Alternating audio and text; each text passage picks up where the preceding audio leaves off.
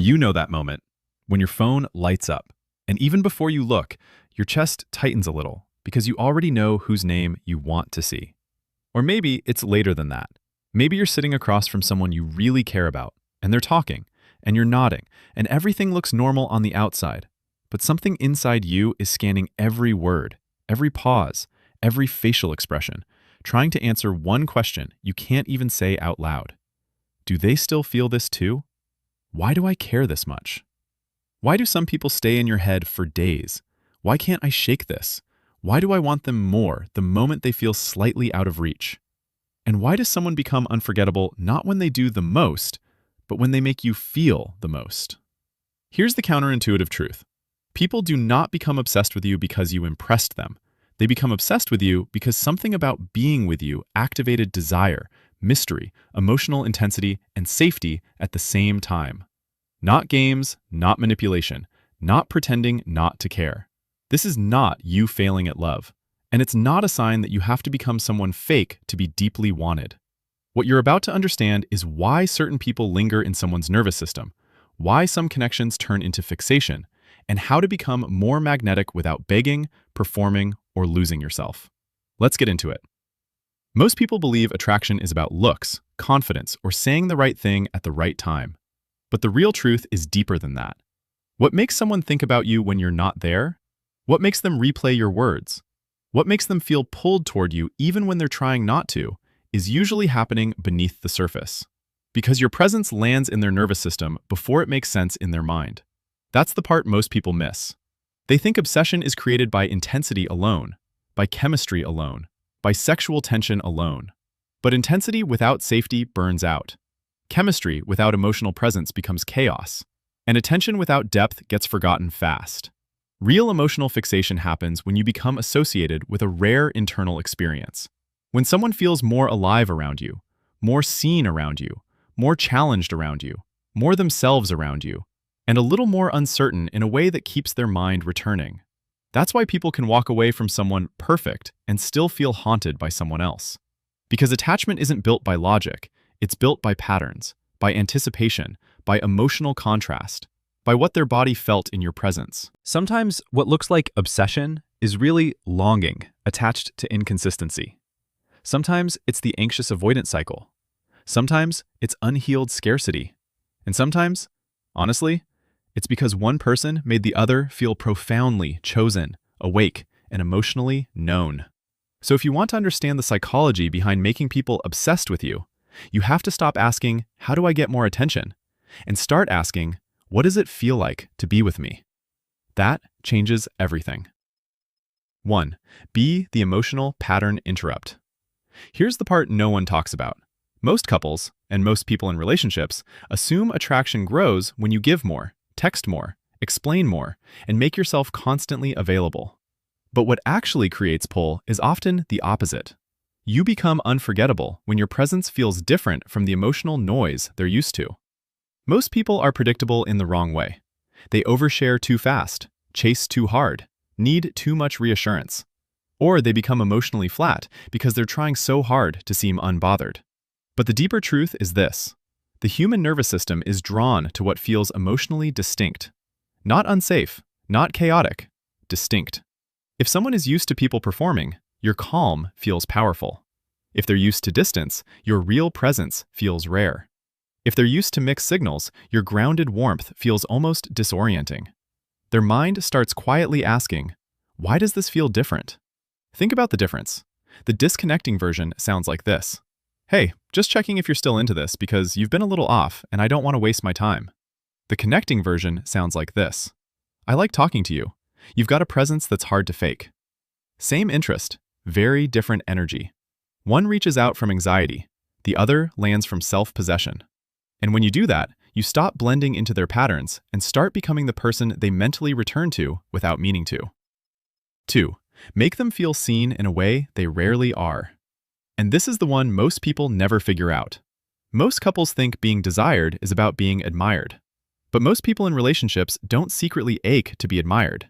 They ache to be understood without having to over-explain themselves. That's why being deeply seen creates such intense connection. Because underneath confidence, flirting, and banter, Most people are carrying unspoken longing. They want to feel readable. They want to feel felt. They want someone to notice the tension in their voice, the shift in their eyes, the part they don't show everybody. When you accurately name something real in someone, their nervous system registers. They caught something other people miss. And that lands hard, especially if they're emotionally guarded, especially if they've spent years feeling misread. Not compliments, not flattery, not "you're so pretty" for the 100th time, but emotional precision. That's what lingers. The disconnecting version sounds like this. "You're amazing. Seriously, you're perfect. I've never met anyone like you." The connecting version sounds like this. "You act like things don't get to you, but I can tell you feel more than you let people see." Now something in her is saying, "He actually noticed that." Now something in him is thinking, "She sees past the surface." And when you do that, the walls between you start to come down, without either of you having to force intimacy. 3. Hold mystery without playing games. This is where it gets really interesting. Most couples confuse mystery with unavailability. Most people in relationships think making someone obsessed means being hot and cold, pulling away, delaying replies, and making the other person work for scraps. That can create fixation, but not the kind you want. That creates anxiety, confusion, addiction to inconsistency, not real connection. But here's what nobody explains. Healthy mystery is not emotional withholding. It's the experience of realizing there is depth in you that can only be discovered slowly. Your life is full. Your identity is intact. Your energy is not instantly consumed by whoever gives you attention. And that creates attraction because it signals value without you ever having to announce it. Your nervous system communicates this before your words do. When you're grounded, people feel it. When you're needy, they feel that too. The disconnecting version sounds like this. "Sorry, I was busy. Anyway, what are you doing tonight? Tomorrow? This weekend? I'm free whenever." The connecting version sounds like this. "I had a full day, but I wanted to hear your voice for a minute." See the difference? One says, "My world pauses for you." The other says, "You matter, but I still belong to myself." And that's the shift that makes someone feel pulled toward you without feeling manipulated by you. 4. Trigger safety, then desire. And here's what changes everything. Most people think obsession is driven by desire alone, by sexual chemistry, by tension, by excitement, by the thrill of not knowing what happens next. Desire matters, of course it does. But desire without safety rarely deepens. It spikes, it crashes, it turns into cycles. The deeper truth is that people become intensely attached when desire is paired with emotional safety. Because when someone feels both wanted and safe, the experience goes straight into memory like heat sealed under glass. They don't just enjoy you, they attach to how regulated, alive, and open they feel around you. Your nervous system in connection is like a smoke detector, bro. It cannot always tell the difference between excitement and danger. So if someone wants you but doesn't feel safe with you, their system may keep them guarded even while their attraction is strong. The disconnecting version sounds like this. "Why are you overthinking? It's not that deep. Just relax." The connecting version sounds like this. "You don't have to play it cool with me. If something felt off, you can say it." Now her brain is quietly registering, "I don't have to protect myself as much here." Now something in him is saying, "She doesn't need me to perform, she just wants me real." And that's when your presence stops feeling exciting in a temporary way and starts feeling addictive in a deeply human one. 5. Become the person who doesn't collapse into need. Here's the part people resist. Most couples believe closeness comes from proving how much you care. So most people in relationships overtext, overgive, overexplain, overpursue, and call it vulnerability. But neediness is not intimacy. It's fear looking for relief. And people can feel the difference instantly. One energy says, "I enjoy you." The other says, "I need you to make me feel okay." That second energy creates pressure. Pressure creates withdrawal. And withdrawal creates the exact obsession people hate. The painful kind, where one person chases and the other pulls away. This is attachment theory in real life.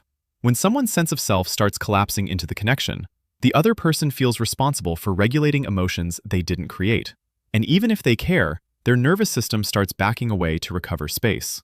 That's how anxious cycles are born. That's how people drift into unspoken resentment. The disconnecting version sounds like this. "You didn't text back for 3 hours. If you cared, you would have said something." The connecting version sounds like this. "I noticed I started overthinking when I didn't hear from you. I'm not blaming you, just being honest." Not blame, not silence, not emotional punishment, but self-aware honesty. That isn't a communication hack. This is just what emotionally mature people do when they want connection without losing themselves. And when you do that, your partner stops feeling like they have to manage your emotions and starts feeling safe enough to move closer on their own. 6. Create contrast through presence, not performance. And this is the one that makes people unforgettable. Most couples think big gestures create deep attachment. Fancy dates, perfect words, constant stimulation, always being on, always being impressive. But obsession is rarely built in the big moments. It's built in the 30-second ones, the quiet ones, the real ones. Emotional intimacy is not like fireworks. It's more like scar tissue in reverse. If disconnection forms slowly through 100 missed moments, connection forms slowly through 100 moments of turning toward. When someone is speaking and you really stay. When they test the edge of honesty and you don't flinch. When they reveal something vulnerable and you don't rush past it. That's when their inner world starts linking relief to your presence. The disconnecting version sounds like this. Damn, that's crazy. Anyway, you want to watch something? The connecting version sounds like this. Wait, say that again. I want to understand what that felt like for you. That line changes everything, because what's moving through them is, I'm not alone in this moment anymore. Honestly, most people have been looked at their whole life. Very few have been met. And when you become someone whose presence feels real like that, people don't just remember your face. They remember how different they felt inside themselves with you. 7. Leave them with a stronger version of themselves. Final one, and this is the deepest of all. Most couples think people get obsessed with those who make them feel small, uncertain, or desperate to prove themselves. And yes, insecurity can create fixation. But the strongest, healthiest pull happens when someone associates you with who they become around you. This is the identity layer, the lasting layer, the real layer. People keep returning to the connections where they feel more confident, more alive, more emotionally available, more honest, more wanted, and more at peace. If being with you brings them closer to the version of themselves they actually like, they will feel drawn back in ways they struggle to explain. Because beneath the surface, everybody is asking the same question. Who do I become in your presence? If the answer is tense, guarded, confused, and never enough, they may still chase you, but it will hurt. If the answer is open, steady, challenged in a good way, deeply desired, and safe to be real, they won't just want your attention. They will crave your presence. The disconnecting version sounds like this. You're lucky I even deal with you. Nobody's going to want you like I do. The connecting version sounds like this. I like who you are when you're not shrinking. I feel like I get the real you. Now, something in her is whispering, I forgot how good it feels to be chosen without being controlled. Now, something in him is saying, I don't have to earn every ounce of love here. And that's the shift that turns attraction from a game of pursuit into a connection that feels like coming home. So when we talk about making people obsessed with you, here's what we really mean.